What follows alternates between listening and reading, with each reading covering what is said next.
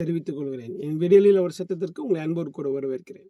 கொலோசியரின் புஸ்தகம் 3வது அதிகாரம் 24வது வசனம் இவ்விதமாய் சொல்கிறது, எதை செய்தாலும் அதை மனுஷருக்கென்று செய்யாமல் கர்த்தருக்கென்றே மனப்பூர்வமாய் செய்யுங்கள்.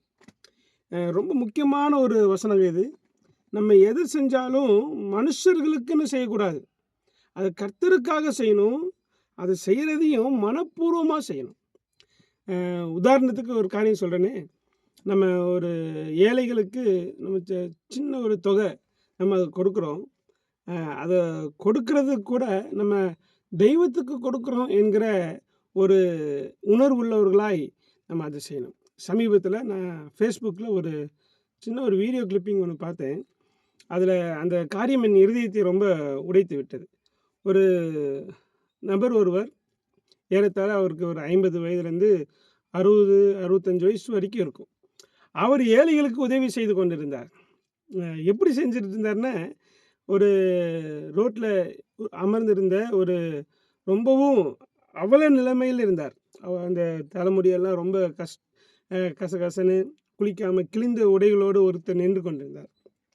அவரிடம் போய் அவர் அருகாமலே போய் நின்று தன் கால்களில் அணிந்திருந்த அந்த செருப்பை ஓரமாக கழட்டி விட்டு அந்த தனக்கு முன் நின்று கொண்டிருந்த அந்த ஏழையான அந்த நபரை பார்த்து கையெடுத்து அப்படியே வணங்கி அப்படி தலை குனிந்து அவரை தெய்வம் போல பார்த்து, அதுக்கப்புறம் தனக்கு இருந்த அந்த அந்த பொருட்களை அவருக்கு கொடுத்து மீண்டும் வணங்கி அங்கிருந்து கடந்து சென்றதை நான் பார்த்தேன்.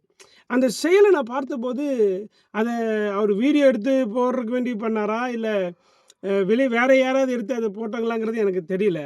ஆனால் ஒரு காரியம் புரிந்து கொண்டது, எதை செய்தாலும் அதை தேவனுக்கென்று செய்யுங்கள் என்கிற வசனம் அவருடைய வாழ்க்கையில் காண்பதற்கு கர்த்தர் எனக்கு கிருபை தந்தார். நம்ம யாருக்கு என்ன செஞ்சாலும், நன்மை செஞ்சாலும், ஆனால் எத்தனையோ பேருக்கு நம்ம உதவி செய்கிறோம், எத்தனையோ நன்மையான காரியங்களை செய்கிறோம். வெறும் ஹெல்ப்பிங் மட்டும் நான் சொல்ல.